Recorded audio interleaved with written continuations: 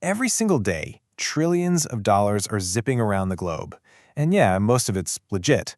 But hiding in that massive flow of cash are the funds that fuel some of the worst things imaginable. So how do we possibly protect our financial system from that? Well, there's a global blueprint designed to do exactly that, and we're going to break down 5 key rules from the group that wrote it, the Financial Action Task Force, or FATF. I mean, seriously, think about it. It is a massive challenge. The global economy moves at the speed of light, so how do you possibly sift through all that noise to find the quiet signals of crime? How do you stop bad actors from exploiting the very system that we all depend on every day? Well, the answer is a globally coordinated strategy. In this explainer, we're going to pull apart 5 of the most critical rules from this financial blueprint. You'll see how they work together to create a multi-layered defense against anyone trying to abuse the system. All right, first up, the absolute bedrock of it all, traceability. Because let's be honest, if you can't follow the money, you have no chance of stopping the crime. This slide really gets to the core of it. For a criminal, anonymity is like a superpower. The shield against that is something called the travel rule, which you'll also hear called FATF Recommendations 16. The idea is actually pretty simple. Essential information has to travel with every single transaction. So how does this actually play out in the real world? Well, financial institutions basically have a 3-step job to do. First, they have to get complete info on both the person sending the money and the person receiving it. Second, and this is so important, they have to screen that information before a single dollar moves. And third, if anything is missing, if there are any gaps, the transaction is just stopped cold. It's a really simple but incredibly powerful filter. And here it is in action. Just picture a bank's automated system for a second. A wire transfer request comes in, but oh, the beneficiary's name is missing. Instead of just letting it go through, the system immediately blocks it. That right there is the travel rule acting as the very first line of defense, stopping dirty money before it can even get out the door. Okay, so we've got a rule to make money traceable. But who's actually responsible for making sure it gets enforced? And that brings us to our next big idea, the chain of responsibility. Where does the buck actually stop? It's super common for banks to work with other companies for things like verifying someone's identity. And FATF Recommendation 17 says, okay, that's fine. But, and this is a huge but, you can't outsource the responsibility. The bank is still 100% on the hook for any mistakes. Simply put, you can't just pass the buck. This table does a great job of breaking down the division of labor here. You see on the right, the third party is doing the hands-on stuff, the onboarding, providing the data. But look at the left column. That's the bank's non-negotiable list, holding the ultimate responsibility, making sure the third party is even competent, and ensuring they can get to the data whenever they need it.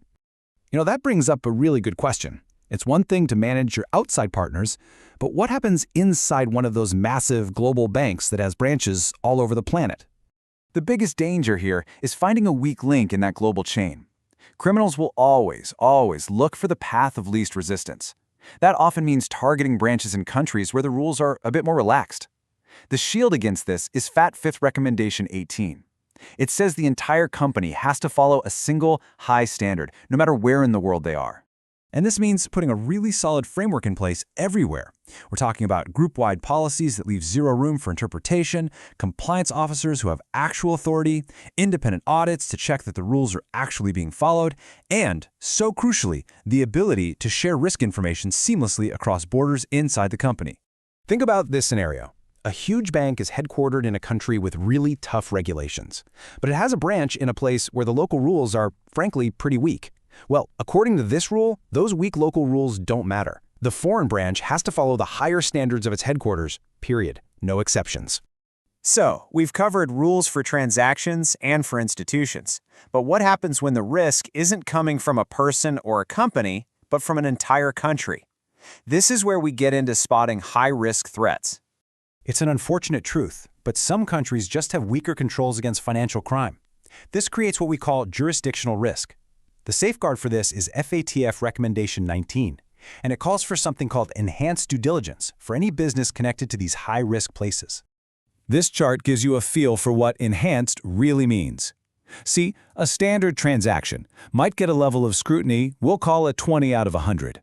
But a transaction linked to a high-risk jurisdiction, whoa, that could jump all the way up to a 90.